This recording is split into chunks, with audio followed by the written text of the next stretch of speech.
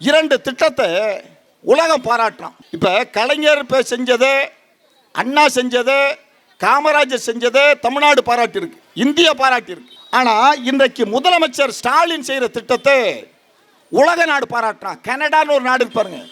அந்த கனடா நாட்டில் அந்த நாட்டு பிரதமர் சொல்றார், தமிழ்நாட்டின் முதலமைச்சர் முத்துவேல் கருணாநிதி ஸ்டாலின் கொண்டு வந்திருக்கிற காலை உணவு திட்டத்தை நான் ஏன் நாட்டிலே நடைமுறைப்படுத்தலாம் நினைக்கிறேன்.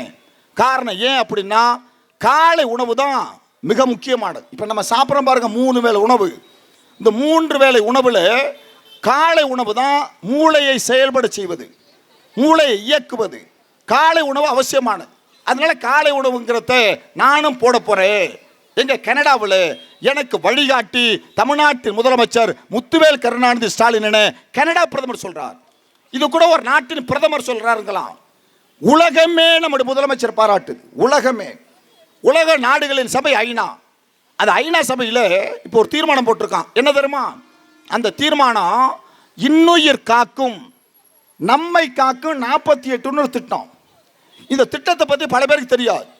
இந்த இன்னுயிர் காக்கு நம்மை காக்க 48 திட்டம்னா என்ன அப்படின்னா, இதையே ஐநா சபை பாராட்டுறான், ஐநா மன்றம் பாராட்டுது. அப்படின்னா வேற ஒன்றும் இல்லை. இதே நாஞ்சிக்கோட்டை அந்த ரோட்டில் ஒரு 10 வருஷத்துக்கு முன்னாடி ஒருத்தர் இந்த இடத்துல அடிபடுறாருவீங்க. 10 வருஷத்துக்கு முன்னாடி இந்த இடத்துல அடிபட்டா நம்மால் யாரும் அவர் தூக்கிட்டு போய் ஆஸ்பத்திரியில் சேர்க்க மாட்டோம். ஏன் தெரியுமா? தூக்கிட்டு போகிற மேலே கேஸ் போட்டுருவான். அதில் தூக்கிட்டு போகிறவர் சாட்சி சொல்ல வேண்டியது வரைக்கும் நம்ம ஏன் இந்த பிரச்சனைன்னு போட்டு போயிடுவாங்க, உச்சி கொட்டிட்டு போட்டு போயிடுவாங்க. இன்னைக்கு என்ன தெரியுமா?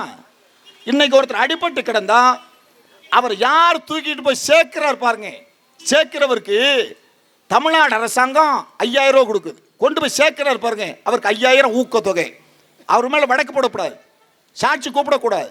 கொண்டு போய் சேர்க்கிறவருக்கு 5000 கொடுக்கணும். எத்தனை பேர் இதுவரை சேர்த்துருக்காங்க? 3,57,000 உயிரை நண்பர்களை முத்துவேல் கருணாநிதி ஸ்டாலின் இன்னைக்கு காப்பாற்றிருக்கார். அடிபட்டு கிடந்த 3,57,000 பேர் உயிரை இன்னைக்கு காப்பாற்றிருக்கார். ஆனால் அந்த திட்டத்தை ஏன்டா ஐநா சபை பாராட்டுதுன்னா, அவன் சொல்றான், அடிப்பட்டுமே அமெரிக்காக்காரனா, ஜப்பான்காரனா, இங்கிலாந்துக்காரனா, இந்தியாக்காரனா, தஞ்சாவூர்காரனா, மன்னார்குடிக்காரனா, பட்டுக்கோட்டைக்காரனா, ஒரத்த நாட்டுக்காரனா, இது கிடையாது.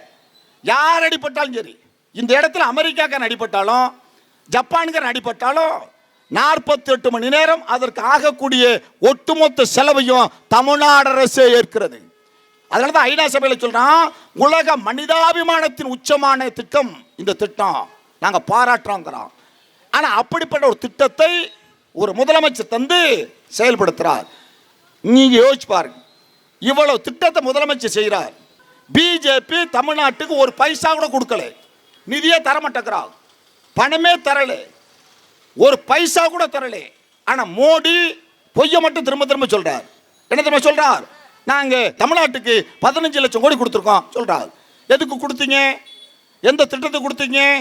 எந்த திட்டத்துக்கு கொடுத்தோன்னு சொல்லுங்க பார்ப்போம். கல்விக்கு 2152 கோடி கொடுக்கணும். கல்விக்கு ஒரு பைசா கொடுக்கல. இந்த 100 நாள் வேலை வாய்ப்பு இருக்கு பாருங்க, இந்த 100 நாள் வேலை வாய்ப்புக்கு தர வேண்டியது 4050 கோடி, ஒரு ரூபா கூட கொடுக்கல. பேரிடர் பெருவெள்ளத்திற்கு தர வேண்டியது 38,000 கோடி, ஒரு ரூபா கூட கொடுக்கல. ஆனா நிதியே தரல, வாய்ப்பே தரல. ஆனா இப்படிப்பட்ட சூழலில் நண்பர்களே இன்னைக்கு என்ன பிரச்சாரம் பண்றாங்கன்னா, எங்களை தேர்ந்தெடுத்தா நாங்க கல்வி கடனை அடைப்போம். இப்ப சொல்றாங்க, கல்வி கடன் நீங்க அடைப்பீங்களா?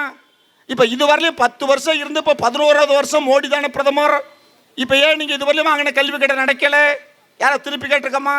ஏன்டா அடைக்கலன்னா, நிர்மலா சீதாராமன்ங்கிற அந்த அம்மா சொல்லுது, கல்வி கடனை நாங்க ஒருபோதும் அடைக்க மாட்டோம், தள்ளுபடி செய்ய மாட்டோம். ஏன்னா கல்வி கடன் வாங்கினவன் கட்டலைன்னா அந்த பையனுடைய படம் இருக்கு பாருங்க, போட்டோ, அந்த போட்டோவே எந்த வங்கியில கடன் வாங்கினானோ அந்த வங்கியில பலகையில ஒட்டு அவமதிப்போம், கடன் வாங்கி கட்டாதமேன்னு சொல்லி விளம்பரம் காட்டுவோம், அசிங்கப்படுத்துவோம், கேவலப்படுத்துவோம், அந்த மாதிரி சொல்லுது. ஏய்யா, நம்ம பையன் சாதாரண கூலி வேலை பார்க்குறவன் பையன், சோத்துக்க வழி இல்லாத வீட்டு பையன், கடை வாங்கி படிக்கிறவன் கட்ட முடியலன்னா தள்ளுபடி பண்ண மாட்டாங்களாம். யாருக்கு தள்ளுபடி பண்றான்? 25,000 கோடி. யாருக்கு தள்ளுபடி பண்றான்? அம்பானிக்கு, அதானிக்கு, அந்த குடும்பத்துக்கு தள்ளுபடி பண்றான். அப்ப யோசிச்சு பாருங்க. அப்ப ஏழை எளிய மக்களை பத்தி அவன் கவலை இல்லை. ஆனா தமிழ்நாட்டுக்கு நிதி தரவில்லை என்றாலும் தமிழ்நாட்டின் முதலமைச்சர் நிதி பெருக்கத்தை உருவாக்குகிறார். எப்படி நிதி பெருக்கம்? இப்போ யோசிச்சு பாருங்க. தமிழ்நாட்டு முதலமைச்சர் வெளிநாடு போய் அவர் முதலீடாக கொண்டு வந்த தொகை 12.5 லட்சம் கோடி.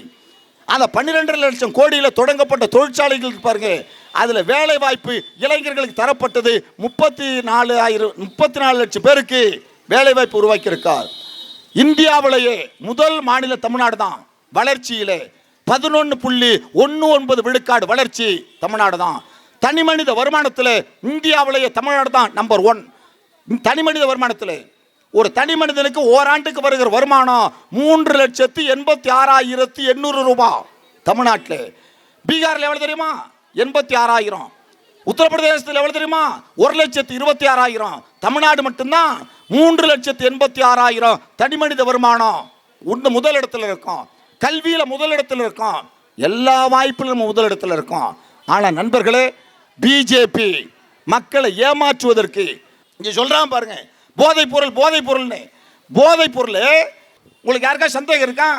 நீங்க காவல்துறையில் கேளுங்க. காவல்துறையில் நண்பர்களே வழக்கு போட்டிருக்காங்க. தமிழ்நாட்டில் போதைப் பொருள் கடத்தல் அப்படின்னு 18 பேர் மேல வழக்கு போட்டிருக்காங்க. 18 பேர் மேல வழக்கு போட்டிருக்காங்க பாருங்க. அந்த 18 பேர்ல 17 பேர் பிஜேபி காரன். 18 பேர் மேல போதை கடத்தல் போட்டிருக்காங்க. 18 பேர்ல 17 பேர் பிஜேபி காரன் தான் போதைப் பொருள் கடத்தல் இருக்கான். போதைப் பொருள் அதிகம் வந்து இறங்குற மாநிலம் எது? குஜராத். இப்ப குஜராத்தில் 3500 கிலோ ஹெராயின் கைப்பற்றிருக்கா. 3500 கிலோ ஹெராயினும் எங்கடா இருக்குன்னா உள்துறை அமைச்சகத்தில் இருக்காங்கிறான்.